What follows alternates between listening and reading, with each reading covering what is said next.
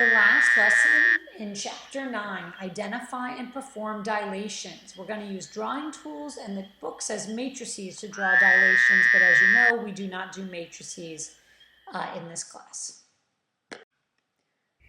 They want me to find EF, so 20 over 8, 18 over, I'm going to call that x. I'm going to simplify this as 20 and 8 are both divisible by 4, and I get 5 halves. 18 times 2 is 36, equals 5x. 36 divided by 5 is 7.2. Here they left it as the improper fraction, 36 over 5, 36 fifths. They didn't tell me which way I wanted it. They wanted it, so I gave them the decimal. They also now want me to find AC. So 20 over 8, we remember, was 5 over 2, x over 10, 2x equals 50, so x equals 25. And find the scale factor. So this is 5 over 2, or 2.5 times larger than this. A dilation is a transformation in which the original figure and its image are similar. A dilation with a center C and a scale factor K maps every point P in a figure to a point P prime so that one of the following statements is true. If P is not the center point C, then the image point P lies on the ray CP. The scale factor K is a positive number such that CP prime divided by CP is equal to K, and K is not 1, because if it was 1, then it would be congruent. If P is the center point, then P is equal to P prime. So in the last unit, earlier in the year, we dilated on the center. Now we're going to dilate on the center was the origin. Now we're going to dilate not from, if we dilate from the origin still, the original figure doesn't sit at the origin.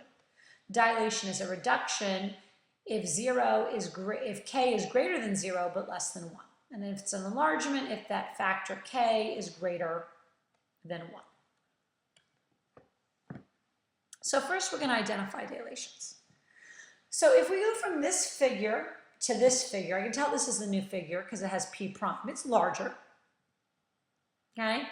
The new figure on top is 12. The original figure on the bottom, C to P, is 8. So that reduces to 3 halves, and the image P prime is an enlargement. It's 1.5 times larger. Here, C to P prime, to C to P prime to the new figure is 18. To the original figure is 30. So basically we put the new over the original, and that's 3/5, so it's a reduction. So now they want to draw a dilation. They want to draw and label DEFG, then construct a dilation of DEFG with point D as the center of dilation and a scale factor of 2. We're going to have problems where they give us coordinates, and we would just multiply everything by 2. But let's look at how you would do this with a compass.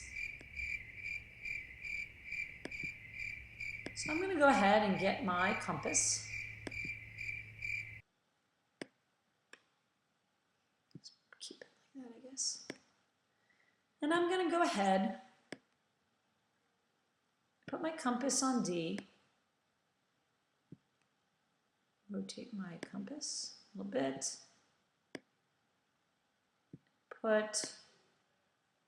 so that's my distance D to E. I want to make this 2 times larger. So I need to now take my compass and move this here and draw draw my line there. So that's going to be my new E prime. Okay, for F now, put that here, rotate my compass,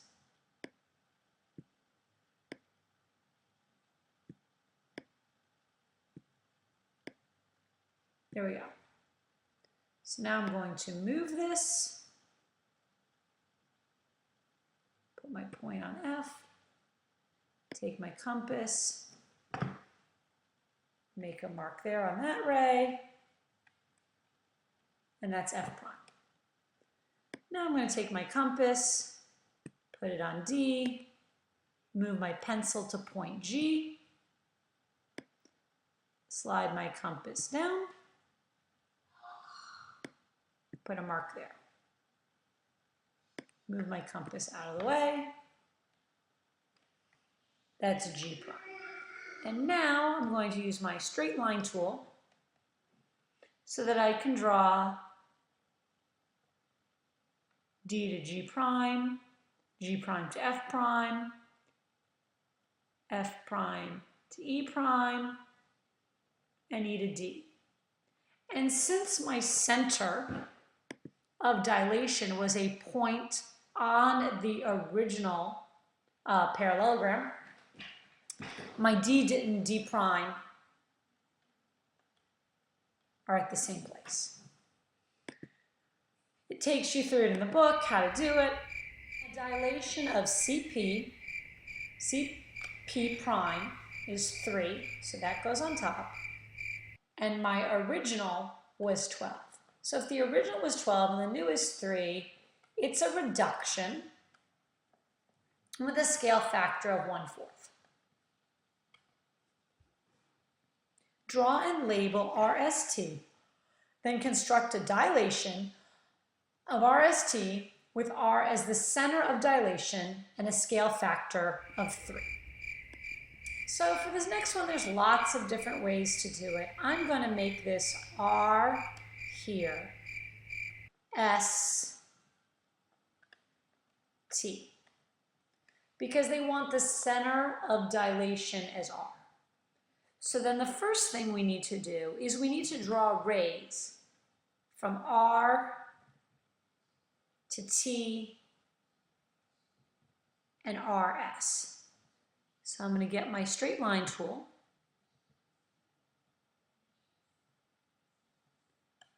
It's blue. And I'm going to draw R to T out like that,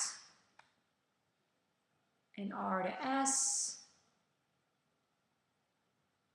out like that. I don't have a third ray because my R is not going to move. I want this to be 3 times, scale factor 3 times, which means, flip this around. First thing I need to do is put this, move that to T. Now because I want this 3 times, I have to do this 2 more times. So I'm going to put this here and make an arc there, but I have to do this 1 more time. So put this here and make an arc there. So I have to kind of imagine here this line continuing. And this is my new point T. My point R is going to be the same. I'm going to swing this around, move this in, and that's the distance from R to S. I need to do this 2 more times. So there's 1 arc.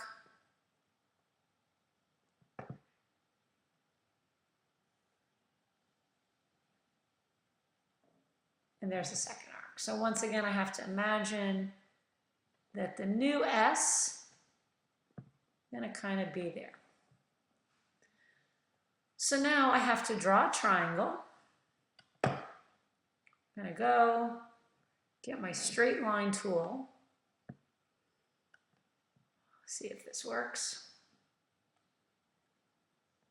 That's not quite going to work. I'm going to try to change the color to there. From T to here. And from S down to R. And this large triangle, if you need me to, I can kind of highlight it a little bit. Oh, I'll change the color. I'm trying to change the color on the highlighter.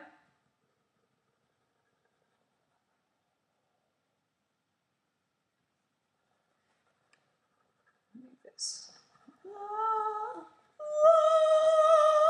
Coloring it all in here. You get the idea. That is my dilation by a scale factor of 3.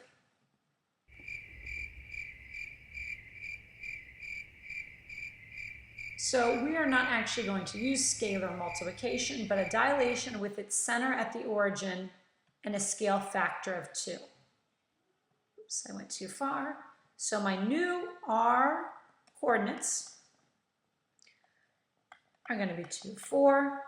My new S coordinates are 4, 2, because 2 times 2 is 4, 1 times 2 is 2. My new T coordinates are 4, 4.